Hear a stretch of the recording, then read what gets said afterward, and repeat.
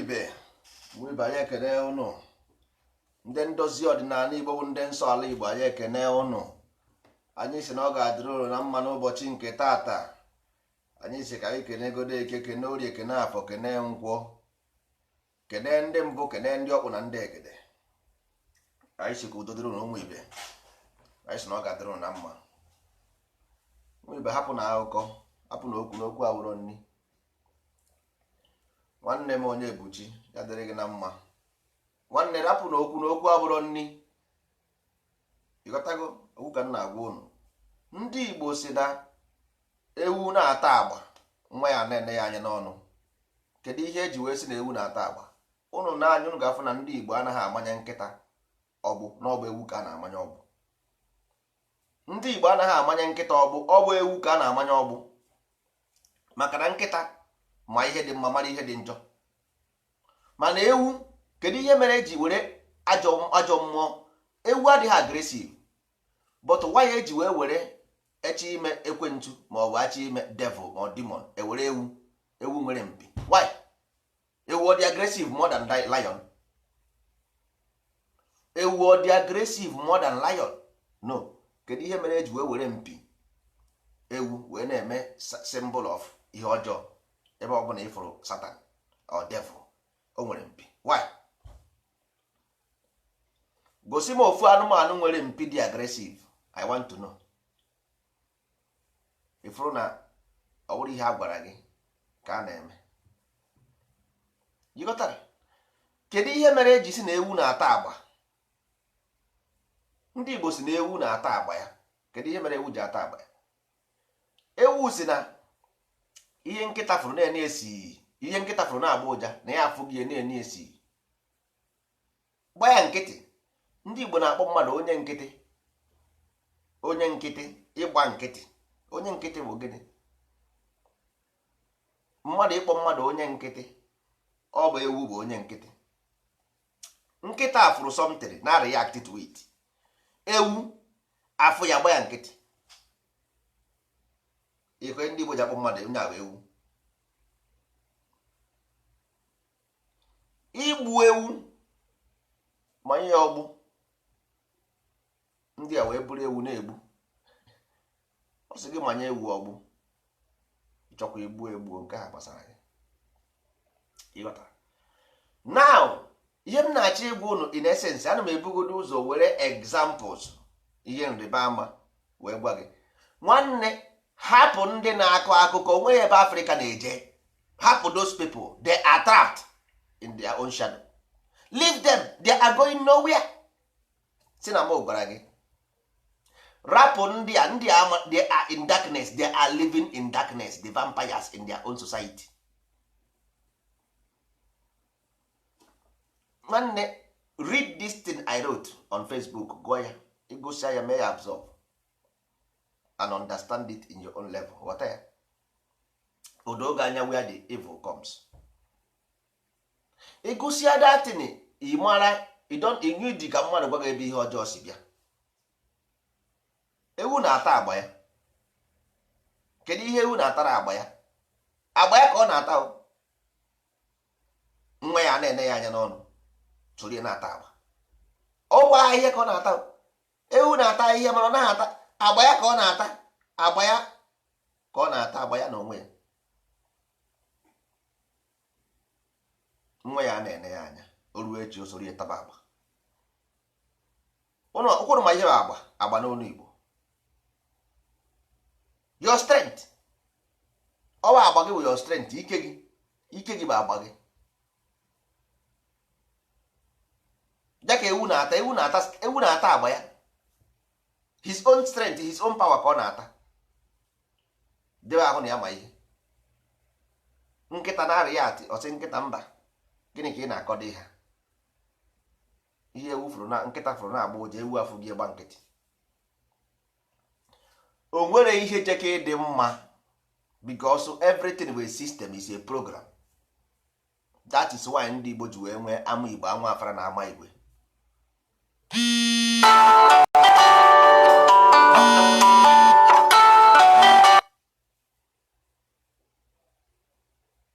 That is why ndị Igbo ji wee maa ama Igbo ama afara na ama igwe.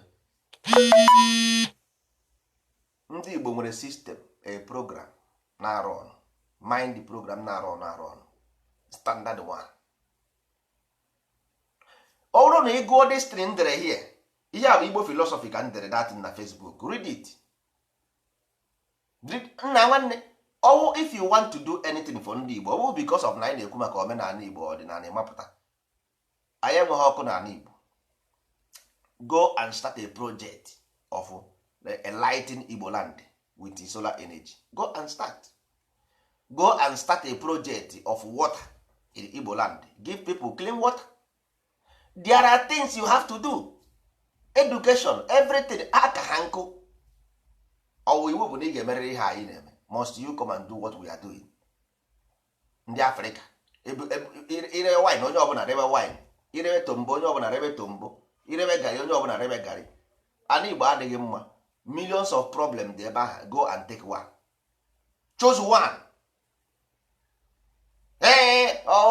Anyị niile bụ ndị Igbo. We have right to ntọala, we have right to omenala, we have right to ọdịnala. So ọ bụzi sọtara nsogbu ndị Igbo niile ọja bụ ihe ahụ. Eche m ụlọ ọzọ na nsogbu ka nkụ na take one. Since inu ji wee na-aga na Facebook, ọwụ na ịgago across something like this from Igbo person ndere na Facebook today, copy ya paste ya na my own, tag ya m there. Ọwụ na ịgụgo something like this I posted na human being is a living soul, all because of these 5 senses is the source of your problem. Ndị Igbo ji egbu ejima na-ekwu okwu ya bụ ihe a m dere gị today. This thing I wrote, egosi ya ọfụma, one of the reason why eji ekwu okwu ejima na ọ bụrụ mmadụ ka a na-ekwu, na this thing ka a na-ekwu okwu. Because Igbo land is what we call, Igbo ị na-afụ afụ is what we call binary code.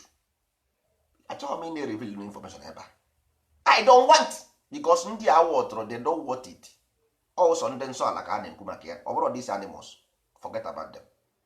Binary code bụ Igbo. Binary code mean 2 by.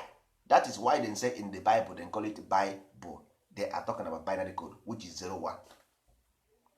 Igbo separate, simple. That's why Igbo ji nwee aka nri aka ekpe is 2 always.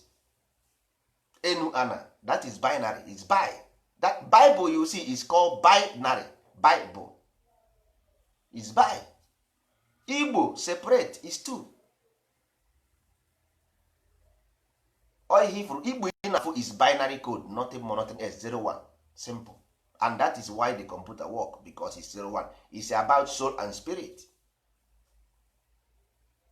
Enwere onye ga-agwa gị destiny. No Igbo man will tell you destiny. Nwanne, ihe a bụ ihe si na chi. We came for this purpose. Ọ bụrụ na enweghị ebe nụrụ ya, copy ya, paste ya. Challenge. If you have learned what you have learned from ndozi ọdịnala or nsọ ala Igbo, copy it and paste it in our wall ka anyị fụ. We want to see. Ị gaghị abịagwa anyị na ọ dị ise anyị achịrịchị na-aba mba. You cannot tell us about ọdịnala Igbo, omenala Igbo without evidence to prove it. No, we don't believe you. We not. And no. This thing I wrote to here today, use this thing as evidence. Go and verify what is in Nsọala. Ejizikwa m ihe bụ Nsọala again. Take this thing I wrote on Facebook, do your own research and verify. I put everything there. The reason why we have Nsọala is there. All the there. Na Nsọala mean the only way you can use your own, because your body in afọ is gear. Arụ gị ahụ ị na-afụ is nothing but gear. Simple. That is what you call device in computer. Nothing but gear to change direction of that ewu animal.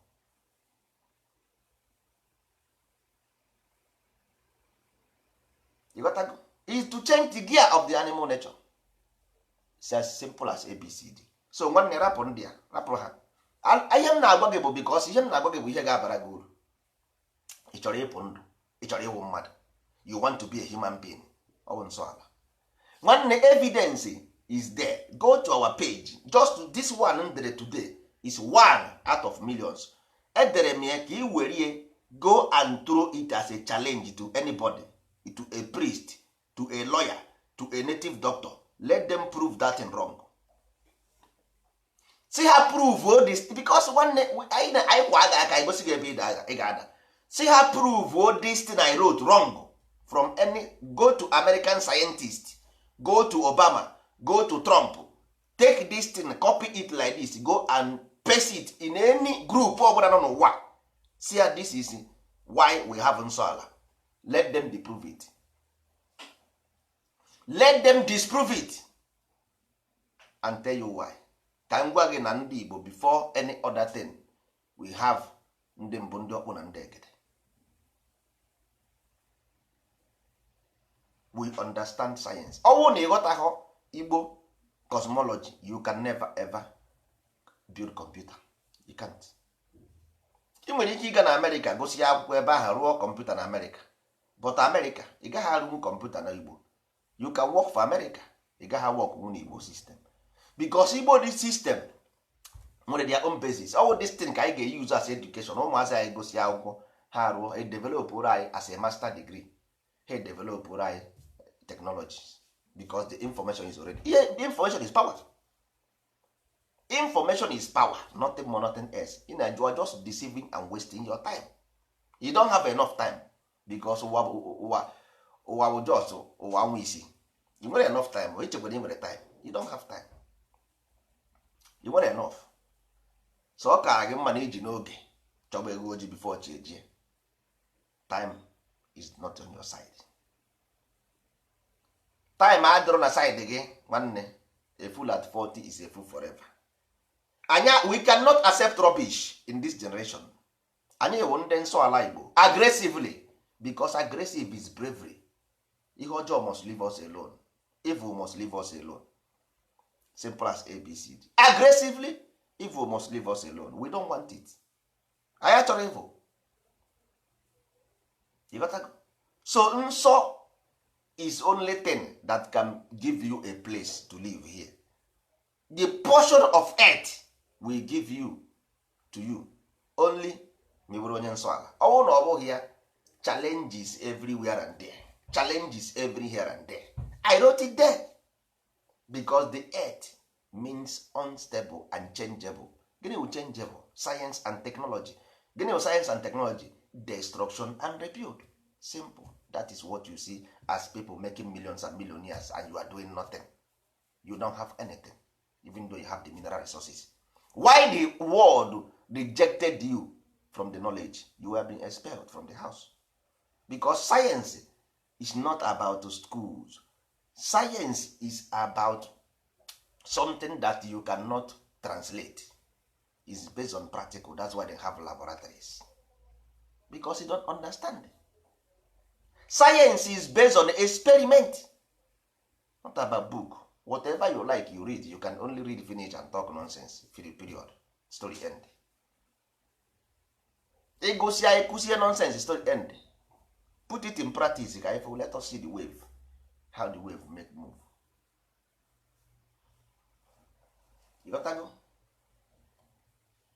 So ihe anyị na-ekwu bụ ihe anyị ma. Anyị anaghị ekwu ihe anyị na-ama. Onye ahụ bịa challenge ye. If you want to challenge, you come.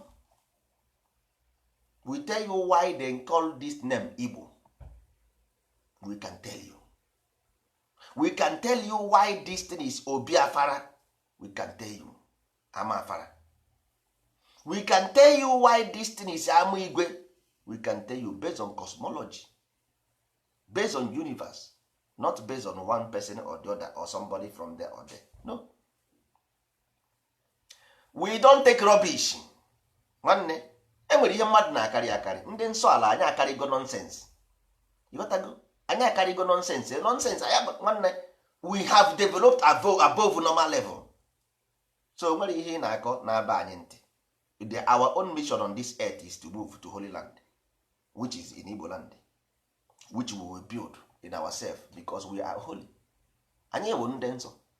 Nsọ abụrụkwa na ihe unu na-akọgheri ndị na-eje ụka m ụgha. Mba, nsọ is about science and technology, about destruction and build. Destroy nonsense and build it, because o nwere ihe unu na-akpọ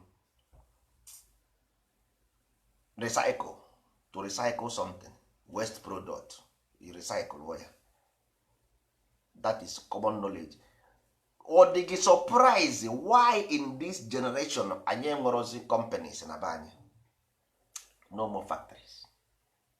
Because once you go away from the house, nwanne, you will be deprived from your own fundamental right. Not Nigeria, not any government. The system, which is the law, a na-akpọ Amadioha, is the agreement. We created an agreement of natural principle based on this area of the earth, land called Igbo. So if you are in that, also kwa gị na-achọ nwanne, if you like, you have tried before. Ọkwa mere Biafra 1967. What happened? You got to go. All because na ya nwere common sense.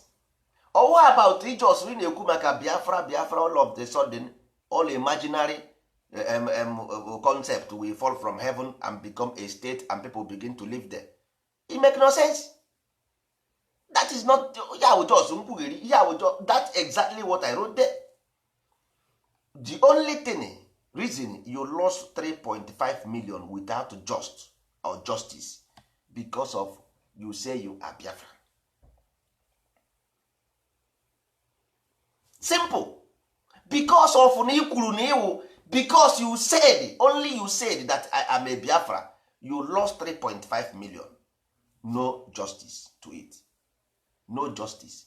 If na onye na-eji ọgụ na-eji, that is, ị na-ekwu ụwa, anaghị m ekwu ụwa, ana m ekwu ọgụ nwoke na nwoke, otu a mụ na gị nọ na inesi anya ihu na onye anụnwa na-akụ 120 weight, nwere everything.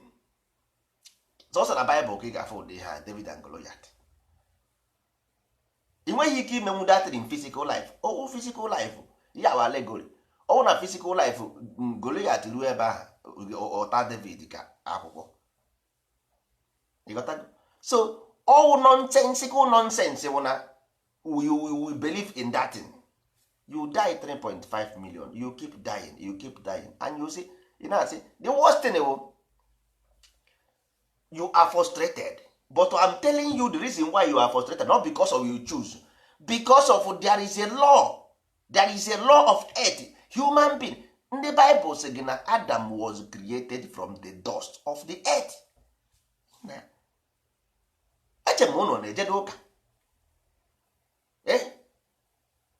So the problem is not because of you are suffering. The problem is because ndị Igbo si gị gbuo dị ewu. Because ewu ahụ na-ekwu, that is why they use always evil, they nye mpi. Every time you see the symbol of evil, they nye mpi. Why not Agu? Agu is aggressive, but Agu is a symbol of Christ, Lion of the Judah. Agu is aggressive. Why not Agu is the devil? Why ewu ji wee bụrụ devil? Why not Agu? Ewu bụ devil maka na sị na ewu na-ata agba ya. Agba ya bụ strength, yeah? Somebody who eat his own strength.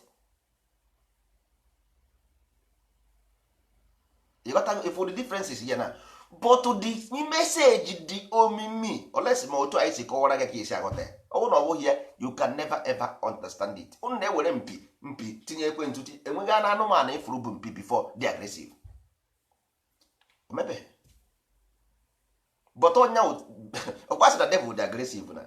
How come devil dị aggressive nwezie mpi ewu onweghị, ọ dịghị ka agụ, ọ dịghị ka elephant, ọ dịghị ka hippopotamus, ọ dịghị ha anụ, ọ dịghị ka wild beast, ọ dịghị ka bush dog, mba. But ọ dị ka ewu na-akpa n'ụlọ. Ụnụ afụga n'ebe ewu jụwara mmadụ taa ya arụ. Ụnụ afụga mba. Mana ọ bụ symbol of devil. Simple. So all these things na-eme, ihe niile na-eme gị n'ụwa, this is the root cause. This is the root cause of spirituality. This is the root cause of every religion, whether you do it good or you do it bad, because ị mara ihe a na-akọ. Onye nkịtị ka ewu bụ onye nkịtị, because ewu ji ọnụ ya wee kwu. Ndị Igbo na-atụ enu sị na ihe ewu si na nkịta fụrụ na-agba ụja, nya bụ ewu afụghị na-egba ya nkịtị. Ewu bụ onye nkịtị. Onye nkịtị is somebody who live within the 5 senses. So all your problem is located within the 5 senses. So in a justification is beyond human reason. Ibe anụmanụ and the other thing, beyond human reason ka iji a judge ndị isi dị mma. You use that your animal nurture, not judgment, onye nkịtị, to judge us. Why no nehe ekwu maka Biafra? Why he don't believe you? Who told you? Onye gwara gị? You cannot fight a system from outside. You can never do it. Nowhere, it can never happen. Ị gaghị eme nwunye, it will not happen. Not today, not tomorrow. You can only lose until you die. Ị gaghị eme nwanne, you can't. You can only ga-eme proof for me. Let me see. It's impossible. Do you know what is system? My whole system. Marry her. So go and sit down. You know just famous people now, just because you are dog with them on the nkịtị. Power. Ndị nkịtị. That's why if you go to Africa, power na-enye ha nsogbu. They don't know what is power. Ha ma ha na ihe cage. They are living in cage because of your bodily nature, which is your own prison.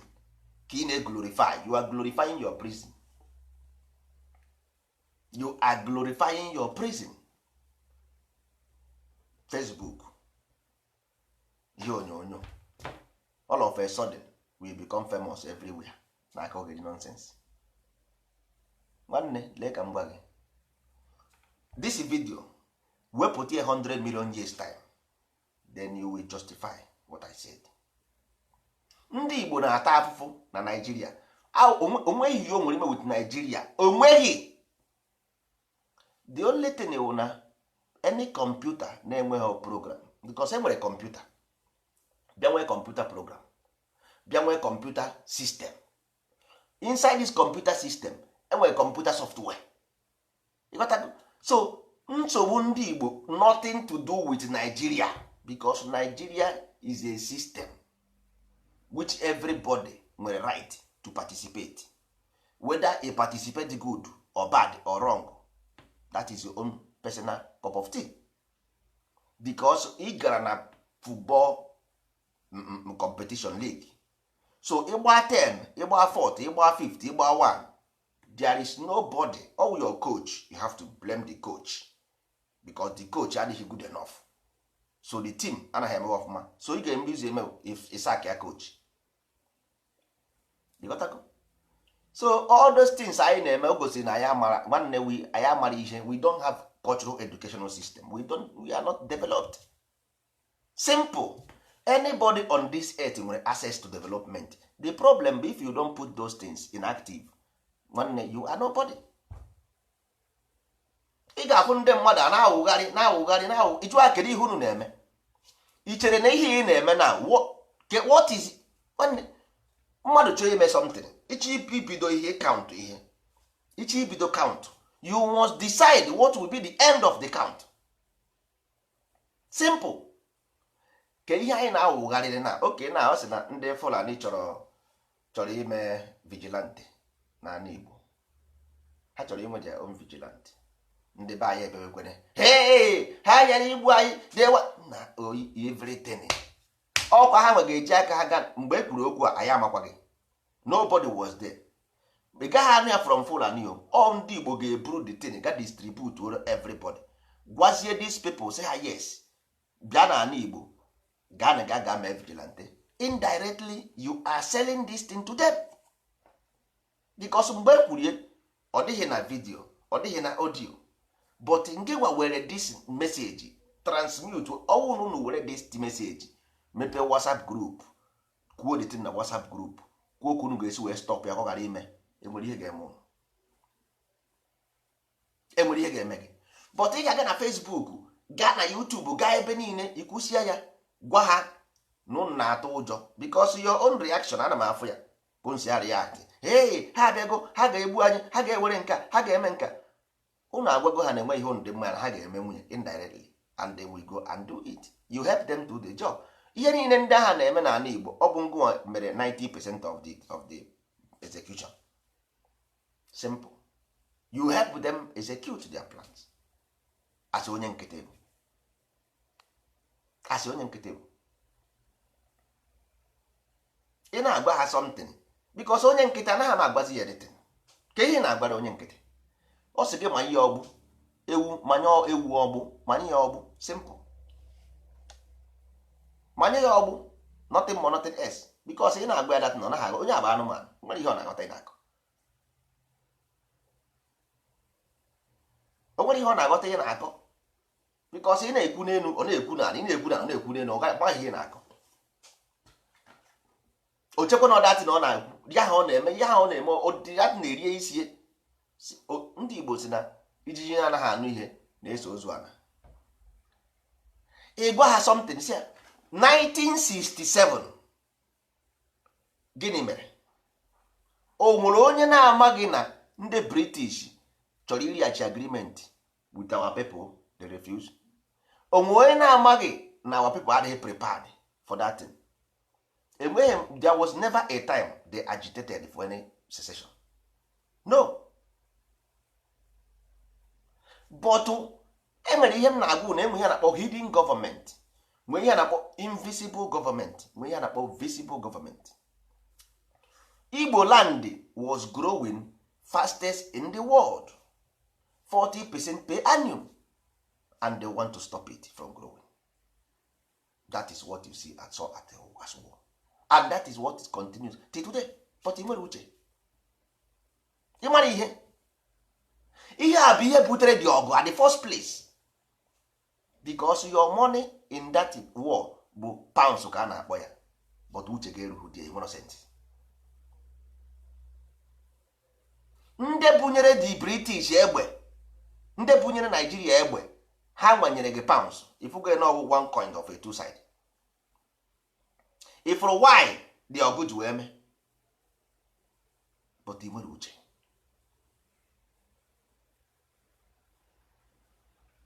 Okwu na-agwa gị ebe a bụ okwu ndị toro eto, ọ bụrụ okwu ụmụazị. 40% per annum, go and verify, the fastest growing on earth. Even somebody from Hungary said that they can never stand second Japan growing from Africa. But unu ndị iberibe, you fall victim because your mind draw sharp. The same thing ka ị na-ezuzu ihe a. The same thing ka ị na-ezuzu. A na-agwa gị sị gị nwanne, the only way Igbo land is not developed because of this movement. Because of this movement. That is all, because one name ya na-akpọ cause and effect. For me to kill a dog, I must give it a bad name. They will deprive you of everything. Because my job as a president is to make this country one. Then once you tamper it, I will deprive you of everything. I nwere uche. Ihe m na-agwa gị bụ simple truth. But for you, I know, once we get Biafra, everything will be okay. So what? That is an undying illusion that can never ever be attained unless you change direction. Because all nature iri the system. Aguiyi Ironsi was once a commander-in-chief of armed force ruling council in the place. What happened in some few days? Kedu onye gwara Aguiyi Ironsi ya change the decree of Nigeria on ndị Igbo nwere freedom to govern themselves then. Kedu onye okifuru because unu erubeghị this side, unu erubeghị. Kedu onye helpụrụ Aguiyi Ironsi made the coup succeed? Kedu onye mere the counter coup? Kedu onye gwara Aguiyi Ironsi ga change the law? o chenjisia the law eme ya kantaku napụta ya the thing o setigoro ha the pace for movement for destruction of Igbo land. ihe ahụ plan because you na ha plan ihe ọwụ na-eme that Biafra war today Japan agaghị afọ ana Igbo anya. Without Biafra war Japan can even maybe ndị Igbo nwere ike ha gaa na Nigeria today. Igbo might not be a part of Nigeria today without that war. Because if you control the economy, you dictate what happened in that zone. Igbo was controlling the economy of the place, both military, governance, everything, education. Igbo na ọwụ ha ọgụ ahụ this Igbo land nwere ike ọ gaghị ahụ part of Nigeria. Ọwụgodo awụrụ ha ga awụ leaders of that place. But onye nkịtị asị onye nkịtị after 50 years you still never learn. That is why nwanne to let onye nkịtị in a position of power is very very dangerous because it will ruin your life and your generation to come.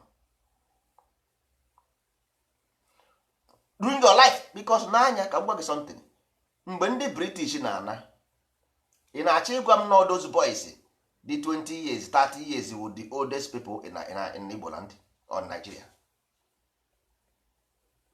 And I say Ojukwu was 24, Gowon was 30. Ị na-achọ ịgwa m na enweghịzi onye ọzọ nọ na Nigeria rugoro 40 years then or 50 years.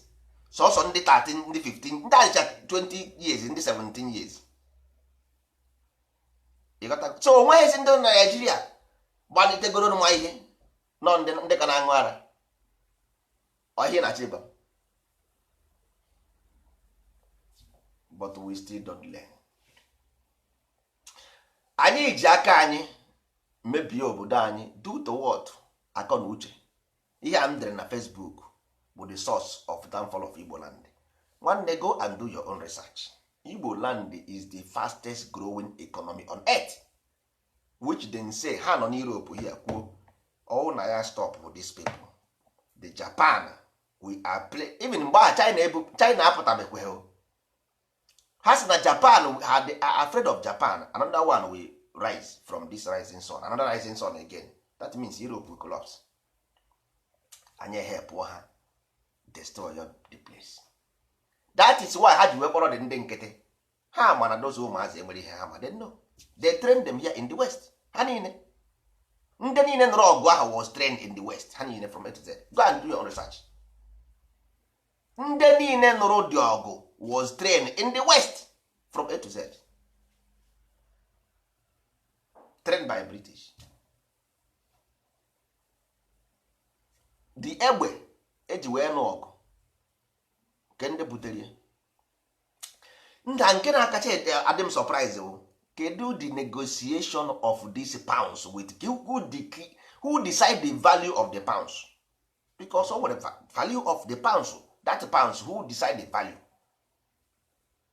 So all na British decide the value of our money, then ka ezi ihe mere o ji wee panyezie ndị ọzọ egbe nọ na the other side.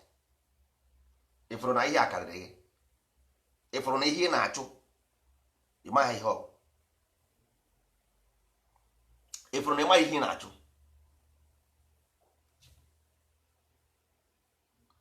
The only reason why Igbo land adịghị mma bụ this thing, because they set the trap in Maya. They set the trap in Maya.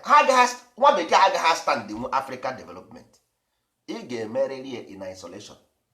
You must. In isolation na-egwu akwụkwọ ha ije gbapụ ị na-akọ ha na Abraham mba mba. Ihe akọ na uche. Until you become equal to your master, you don't challenge your master. You challenge your master or bring you down. Until you become equal with the master, then you can challenge the master. If not, you can't. You gaghị eme nwunye. So ihe niile unu na-eme na ahụ ịdara iwu from A to Z. That means you ọ bụ ngụnwa bụ onye jiri chain. Ngụnwa bụ onye ji chain aha na-agba. Ọ dị ka mmadụ ịmanye onwe ya eriri na-agbara ndụ. Eriri aha na-ata ikwe mụra mmụọ. Ọ na-agbara ndụ eriri aha na-ata ikwe mụra mmụọ. Ọ na-agbara ndụ otiri eriri aha esegbu ya ọnwụ. until eriri ahụ esegide esegbuo ya ọnwụ dọgbuo ya je ihe ị na-eme just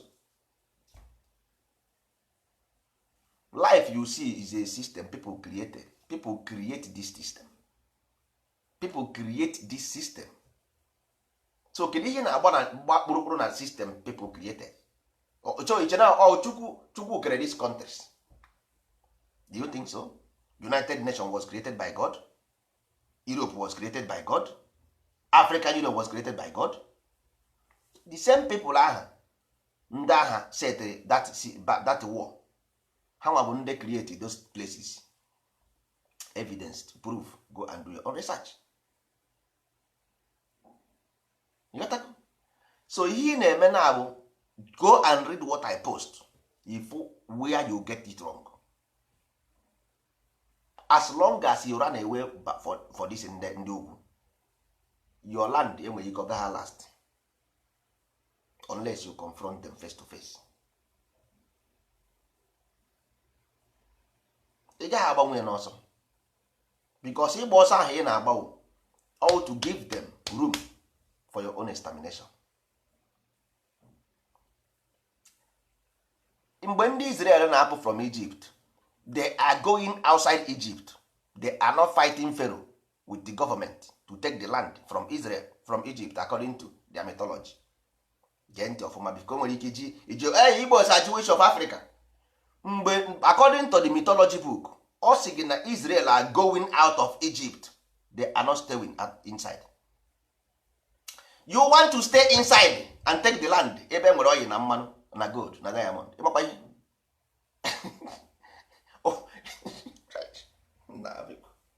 Onye mere na ihe a biko nna ewu ahapụrụ mmadụ aka na aka ụdị ewu gwara ihe a ji mmadụ ya biko ha si ewu ahapụ mmadụ aka ha na-eji this Egypt na Israel were compare. Pharaoh bụ onye Israel Egypt. Moses kpọrọ ndị Israel aga ha na-apụ apụ ndị nwa na onwe gị chọrọ iwere ana chụpụ nda ịgba aka na-achụ ihe na-ata arụ.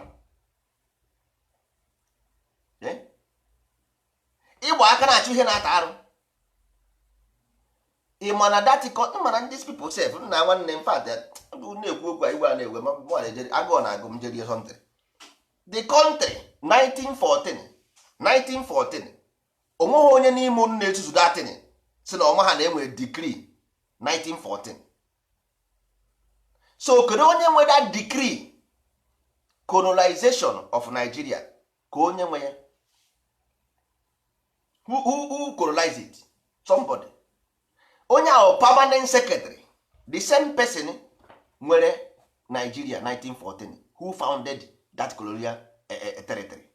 Ọ nyanwa founded Australia, nyanwa founded America, nyanwa permanent secretary. Nyanwa nwe the land Israel occupied today, Palestinian, British owns it. Now today the investment in Nigeria, British owns 80% of investment in Nigeria. So if for human and ha man ọwụ na ime that thing succeed na that their business, their stake, because I dey prove arrogant. Then we prove arrogant. That is why them bring that system down.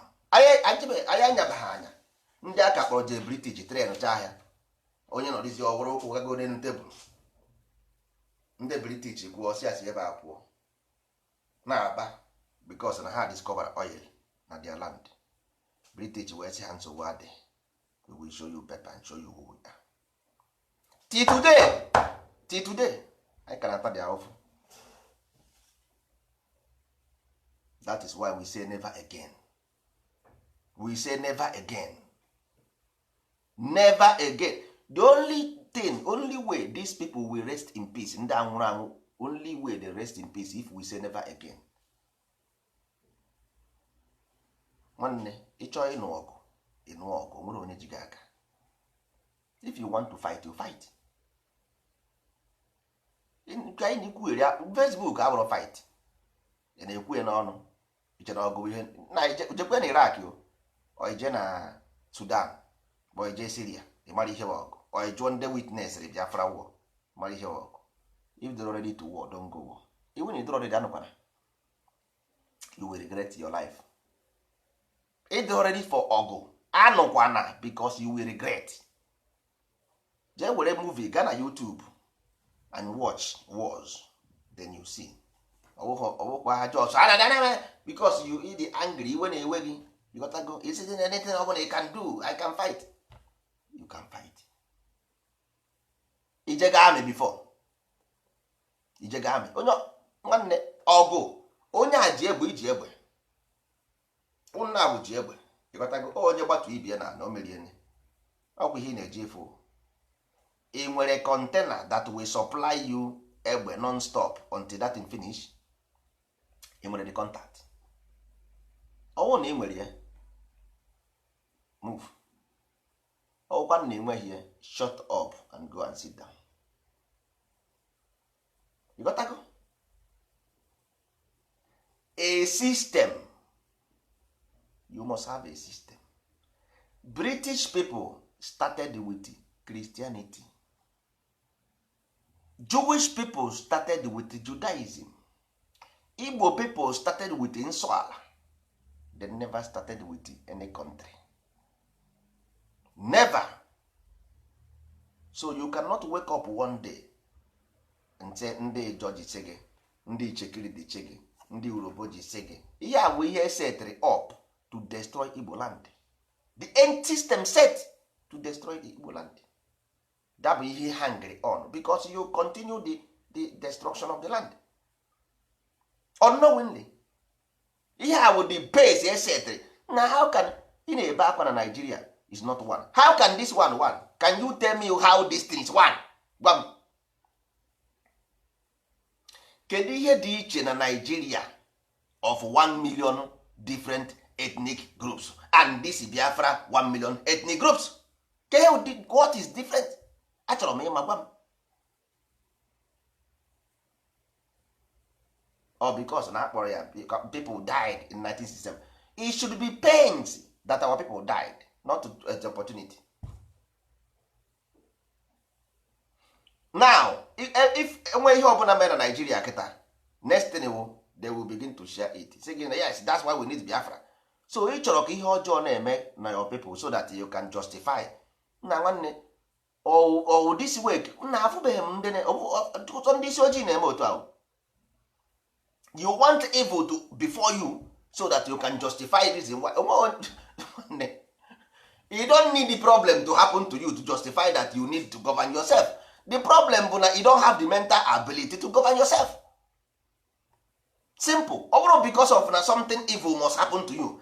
The problem that you don't have the ability to govern yourself. That's it. You don't just hang on NM na-ekwugheri. No. If you nwanne asị na onye ruo si na ya bụrụ gọgọ chọrọ nwa boy. Once anyị ruru mentally to become governance of our own, Igbo will become an independent entity. Quote me right.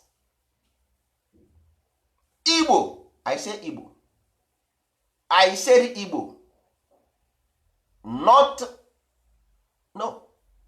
Igbo is an ideology. Onye ọbụla who abides by this ideology is known to Igbo. Ọsọkwa ya bụ na o si na kafanda chaka kafancha na bịa. As long as it abide by this, that is common sense because you don't understand logic. That's why it's na ndị iberibe bụ ndị Igbo. Igbo is ideology. Only those people because you don't understand how things work. That is why ị ga-ata afụfụ. Nwere ihe na-eme na abụ. Enwere ihe na-eme na aga because you don't understand. You got here. So country is based on ideology. That is why ndị ugwu na-agba mbọ fụ na ndị ugwu is ruling from caliphate. That is why they are able to penetrate because they rule to caliphate. You can I chọrọ use brain ha. If we use them to get Biafra, we will push them out. Ichere ha amaghị. the same thing ka ha na-echekwere go, the same thing ị na-eche ka ha na-eche na ọwụ na anyị uzuo ndị Igbo pụta na Naijiria anyị apụọ from there. Ngụwa na-echekwa the same thing. Hai si na nkapịa si nchichi otu anyị dịwa aka ha mmadụ ka eke ụmụ ahụ ma ọhụrụ n'obodo na-adị nchichi wee sị ya nkapịa enyi nne gwara okwu a na gị marakwa amara na okwu a na-ama okwu chonye ọsịsa. Ị na-atụ plan ka ị ga-esi wee yuzu ndị a wee pụta, ha na-atụ plan ka a ga-esi wee yuzu wee pụta. O doro gị anya na ụnụ na-abụ jos na-egbu onwe ụnụ oge. Betrayers, you are betraying yourselves. Ihe a na-agwa gị bụ ihe dị n'ime ndị a niile. I can see their mind, I can read their mind. Their own mind bụ ka anyị yuzuo ndị a wee wepụta onwe anyị from there. Na anyị nwere ike anyị na-ewu ndị Igbo ga ha work because we are not powerful. Israel ọ dị how many? Israel erughị 7 million. Then face all the whole Middle East. Ndị Igbo erughị 70 million. Ọ ndị jọ dị 4 million people. Ma ndị Chekiri dị 3 million people. Ha ma ga-eme gị wepụtara from Nigeria. Ịgwa ndị iberibe. Ndị iberibe. Kedu ka esi wee nụọ ọgụ ndị mba mmiri esoro ndị Naija? Ịma all those things are mathematics nwanne. Ihe mere na that agha ahụ, I can tell you what happened. Enweghị agha anụrụ. Ihe needed we destroy that global economy. Simple. Ọwụ na orie mmadụ 2 million, orie mmadụ 5 million, we don't care. You got to go. All ihe ha kwuru, their plan of let us sink this economy. And we must hold them hostage, but they must be the leader of the hostage until you, because this is nature. Once you pro from that nonsense, you turn opposite. Or him post to that place na Facebook. Once you change the other, you change your ozugbo. You change her ịba nsọ ala, or to change the relationship so that you can become spiritual instead of earthly, because all earthly nara gị 3.5 million. Then once you become spiritual, which is nsọ ala, then automatically ha nwa agaghị afụzi onye ha ga-egbu. They will find no reason to kill you anymore. Then you begin to have knowledge how to conquer their own superiority. Then from that place you become their leader, because ndị ahụ ndị nkịtị. You got that? That is why human being exist, because you are gear, able gear to change this direction. You got that? Na-akọ. So atụrụ ọmara atụrụ ofeke obe ezi n'ọhịa. Ihe sọrọ gị eme, you have your life.